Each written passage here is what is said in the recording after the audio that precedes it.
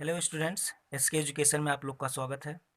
आज हम लोग कक्षा 10 के एनसीईआरटी मैथ अध्याय 4 दो घात समीकरण को पढ़ेंगे। दो घात समीकरण को पढ़ने से पहले यानी कि उसके सवाल लगाने से पहले हमें उसकी छोटी छोटी जानकारियों को जानना अति आवश्यक है, जिससे हमें सवाल लगाने में कोई कठिनाई ना हो। जैसे चर राशि है, आपको पता मिलता है चर राशि क्या है, अचर राशि क्या है, इन सब के बारे में आपको जानना है। समीकरण क्या है, दो घात समीकरण क्या है, इसके बारे में हम पढ़ लेंगे अच्छे से, फिर सवाल को हम लगाएंगे जिससे कोई दिक्कत नहीं होगी। जैसे चर राशियाँ क्या हैं? वे राशियाँ जिनका मान बदलता रहता है चर राशि कहलाती हैं। वे राशियाँ जिनका मान बदलता रहता है चर राशि कहलाती हैं। जैसे मान बदलने का मतलब कि यक्स है, यक्स का मान कभी 2, यक्स का मान कभी 3, तो एक्स का मान कभी 4। यहाँ पे एक्स का मान क्या है, बदल रहा है। एक्स का मान 2 है, एक्स का मान 3 है और एक्स का मान 4 है। यहाँ पे मान क्या हो रहा है, राशि क्या हो रही, बदल रही। 2 आ रहा है तो कभी 3 आ रहा है तो कभी 4 आ रहा है। मान क्या हो रहा है, बदल रहा है। और चर राशियों को हम क्या करते हैं, नोट किससे करते हैं? तो चर राशि को प्रदर्शित करने के लिए अंग्रेजी वर्णमाला व हिंदी वर्णमाला से प्रदर्शित करते हैं। खास करके हम लोग अंग्रेजी वर्णमाला का ही और यूज करते हैं, प्रयोग करते हैं।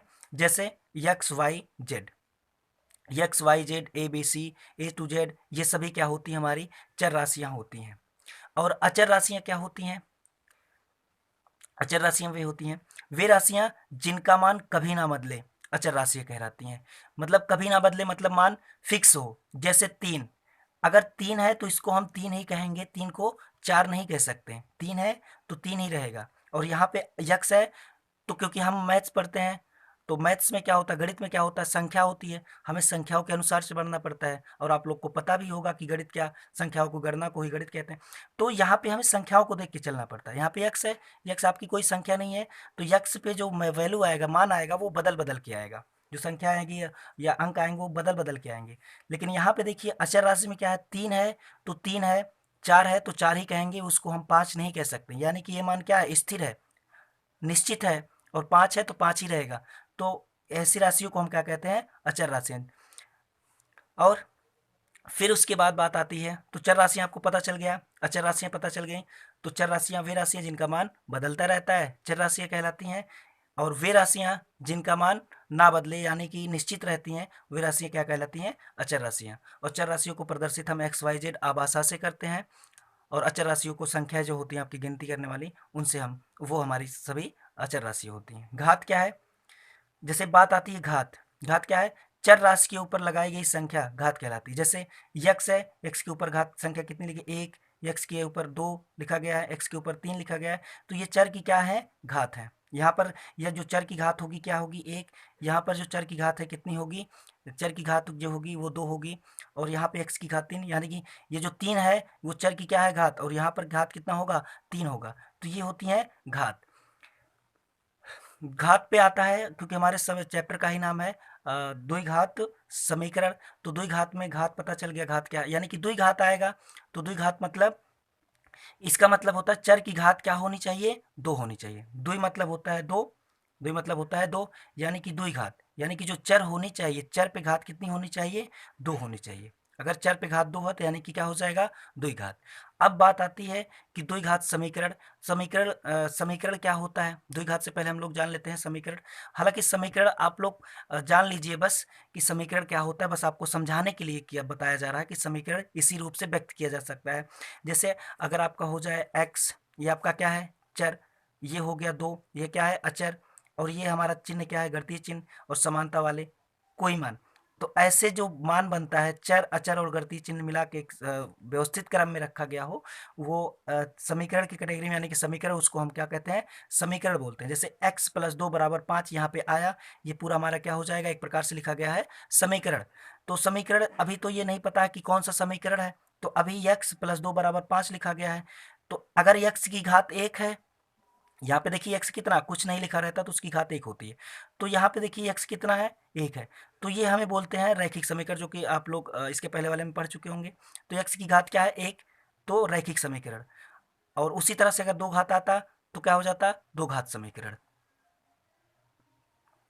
तो हमारे चैप्टर का नाम ही है दो घात समीकरण। दो घात समीकरण क्या, यानी कि ऐसा समीकरण, यानी कि ऐसा समीकरण जिसमें चर की घात, जिसमें चर की घात अधिकतम कितनी हो, 2 हो। ऐसा समीकरण जिसमें चर की घात अधिकतम 2 हो और दो घात क्या कहलाता है, द्विघात समीकरण कहलाता है। तो दो घात समीकरण का जो व्यापक रूप होता है, तो दो घात समीकरण का व्यापक रूप होता है a x square plus b x plus c बराबर 0। हम दो घात समीकरण को इसी रूप में लिखते हैं, इसी रूप में लिखते हैं a x square plus b x plus c. ये हमारा दो घात समीकरण का व्यापक रूप है। यानी कि अगर इस रूप में लिखा गया, ये इस फॉर्म में है, तो ऐसे को हम क्या कहेंगे, द्विघात समीकरण। क्यों? क्योंकि यहाँ पे देखिए चर की अधिकतम घात कितनी है, 2 है। यहाँ पे तो 1 है, अधिकतम घात कितनी होनी चाहिए, 2 होनी चाहिए, तो दो घात समीकरण होगा। अब देखिए जैसे जहाँ ये ए क्या है, बी क्या है, सी, यहाँ पे ए बी सी अचर पद में आएंगे और एक्स जो होगा वो चर राशि में आएंगे। जैसे कैसे पता चलेगा, और यहाँ पे जो ए लिखा गया, ए का मान 0 नहीं होना चाहिए। अगर 0 हो गया तो 0 का गणा इसमें करेंगे तो पूरा 0 हो गया, तो ये पूरा पूरा द्विघात समीकरण नहीं हो पाएगा, सिर्फ वो एक घात समीकरण बन जाएगा। तो ए का मान 0 नहीं होना चाहिए। जैसे यहाँ पे एग्जाम्पल ले रहे हैं, 5x² प्लस 3x बराबर 0। ये आपका क्या है, ये एक द्विघात समीकरण है। देखिए ax² plus b x plus c के रूप में है, तो ये हमारा ये क्या है, द्विघात समीकरण। जैसे a का मान यहाँ पे अगर पूछा जाए तो a बराबर 5, b का मान पूछा जाए तो b का मान 3, c का मान पूछा जाए तो 2। आप लोग सोच रहे होंगे कि यहाँ पे a b g c है, ये अचर क्यों है? तो अचर नहीं है, ये इसका मान बता दिया गया कि मतलब ए बी सी के रूप में इसको दर्शाते हैं। मतलब ये हमारा होता है ए, ये होता है बी, ये होता है सी। और दो घात समीकरण है, तो दो घात समीकरण है तो उसके कितने हल होंगे, दो हल होते हैं, दो मूल होंगे। वो आगे हम आप लोग को बताएंगे, लेकिन इस प्रश्नावली में भी इसकी चर्चा नहीं है। हमें आप यहाँ पे पहचानना होगा कि कौन सा दो घात समीकरण है और दो घात समीकरण बना के सवाल को सॉल्व करना होगा। अभी आगे हम बताएंगे। तो बच्चों क्या समझ में आया, दो घात समीकरण क्या है? दो घात समीकरण के बारे में आपको समझ में आ गया होगा कि दो घात समीकरण ऐसा समीकरण जिसमें चर की घात अधिकतम कितनी होनी चाहिए, 2, तो दो घात समीकरण कहलाएगा। अब चलिए बच्चों, अगर इतना समझ में आ गया कि चर क्या है, अचर क्या है, राशि क्या है, द्विघात क्या है, समीकरण क्या है, दो घात समीकरण क्या है, अब इतना समझ में आया दो घात समीकरण का व्यापक रूप क्या है, तो आप लोग वीडियो को रोक के आप इस अगर इसको लिखना चाहोगे तो लिख भी सकते हो, पीछे वीडियो जो बना उसको भी लिख सकते हो, रोक रोक के लिखना चाहो तो। अब आते हैं आप लोग के प्रश्नावली पर, कि प्रश्नावली में जो सवाल दिए गए हैं उसको हमें पहचानना है, द्विघात समीकरण क्या है। तो पहले हम प्रश्नावली पर आते हैं, फिर सवाल को हल करते हैं, जिससे आपको समझने में कोई दिक्कत ना हो। बेटा अब प्रश्नावली 4.1 देखते हैं। हम लोग आप जान ही चुके हैं कि द्विघात समीकरण क्या है। अब यहाँ पे सवाल में पूछेगा कि जांच कीजिए कि क्या निम्न द्विघात समीकरण है। अब आपको जांच करने का मतलब सवाल को देखना पड़ेगा, वो आपको द्विघात समीकरण बनाना पड़ेगा कि दो घात समीकरण है कि नहीं है। आपको विस्तार करना पड़ेगा, सवाल को लगाना पड़ेगा, दो घात समीकरण रूप में बनाना पड़ेगा। जैसे x प्लस 1 का होल स्क्वायर बराबर 2 ब्रैकेट में x माइनस 3, ये दिया गया है। अभी तो आप बता नहीं सकते डायरेक्टली कि ये दो घात समीकरण है कि नहीं है, अब ऐसे नहीं बता सकते आप। तो इसको पहले हल करिए। ये दिया देखिए x प्लस 1 का होल स्क्वायर, ये रूप है किसका, a प्लस बी का होल स्क्वायर है, ए प्लस बी का होल स्क्वायर। अब आप ए प्लस बी का होल स्क्वायर का सूत्र जानते ही हो, a square plus b square plus 2ab होता है। तो ये भी रूप उसी का ना, ए प्लस बी के रूप में है। तो क्या हो जाएगा, ए स्क्वायर यानी कि x square plus b square यानी कि एक का वर्ग एक होता है, प्लस 2ab, 2 ए का मान x, बी का मान 1 यानी कि 1 का गुणा 1 किसी में करोगे वही मान आता है। अब इसका गुणा करोगे कितना आ जाएगा, 2x, और इसका माइनस 2 6 हो जाएगा। तो क्या बचेगा, x square plus 1 plus 2x। अब ये 2x इधर हमें है, 2x माइनस 6, इसको इधर लेते आओ, तो ये प्लस में आया, इधर आके क्या हो जाएगा माइनस में, ये माइनस में इधर आके क्या हो जाएगा प्लस में, बराबर ये पूरा चला गया उधर, तो बचा क्या यहाँ पे 0।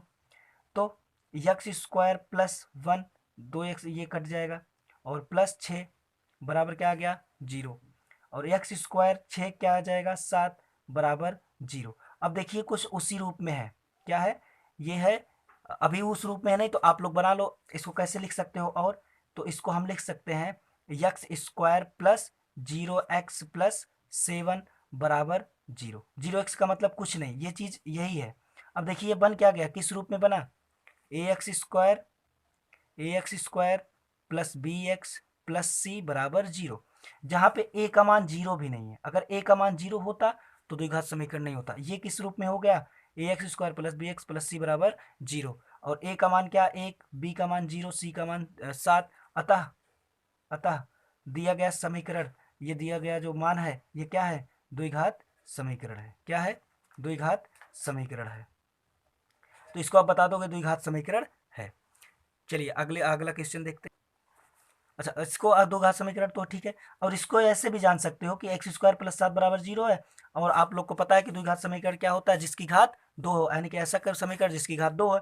तो ये समीकरण पूरा है। इसमें देखिए चर की घात, यानी कि चर की घात कितनी है, 2 है, तो क्या बन जाएगा, द्विघात समीकरण। तो भी ये क्या है, आपका द्विघात समीकरण। ये भी बताना है आपको द्विघात समीकरण है कि नहीं है।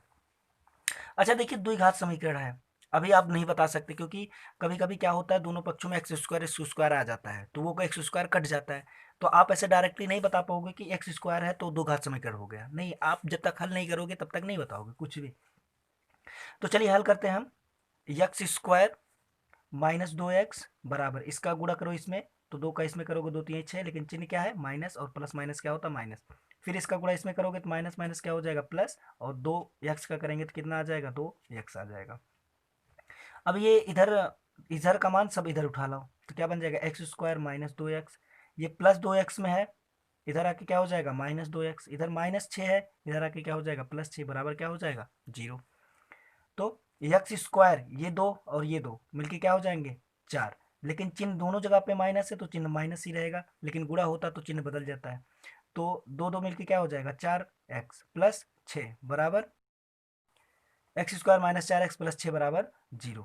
ये क्या बन गया, देखिए द्विघात समीकरण के रूप में है, क्यों, a x square plus b x plus c बराबर 0। तो x square minus 4x plus 6 बराबर 0, और इसको देखने पर भी दिख रहा है ऐसा समीकरण जिसमें चर की अधिकतम घात कितनी हो, 2 है। हम एक और सवाल बताते हैं, उसके बाद आप सवाल को ऐसे ही लगा के हल करना है। चलिए आगे देखते हैं अगला सवाल। चलिए तीसरा देखना है, ये भी आपको बताना द्विघात समीकरण है कि नहीं है, तो इसको भी हम हल करेंगे पहले, फिर बताएंगे दो घात समीकरण है कि नहीं है। चलिए देखते हैं। यक्स एक्स का गुणा करोगे तो क्या आ जाएगा, इसका गुणा करना जानते हो आप लोग, कक्षा 8 में पढ़े होंगे। यक्स का एक्स में करो, एक्स स्क्वायर आ जाएगा, फिर एक्स का 1 में करो तो 1x, और इसका इसमें करोगे -2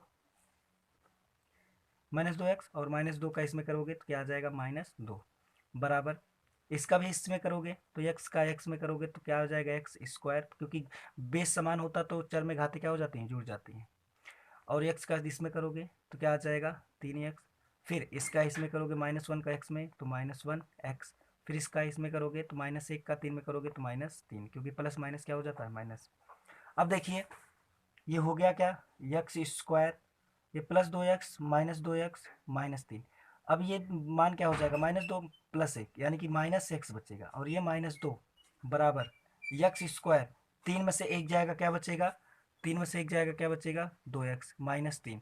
अब ये दो जो मान है इसको इधर लेते आओ, सबको इसको इधर लाओ, तो क्या हो जाएगा, एक्स स्क्वायर -x -2, और इधर प्लस है, इधर आके क्या हो जाएगा, -x स्क्वायर, ये भी प्लस में, इधर आके क्या हो जाएगा, माइनस, और इधर माइनस में, इधर जब आएगा बराबर के तो क्या हो जाएगा, प्लस, बराबर क्या हो जाएगा, 0। ये देखिए प्लस में है और ये माइनस में, दोनों क्या हो गया, कट गया।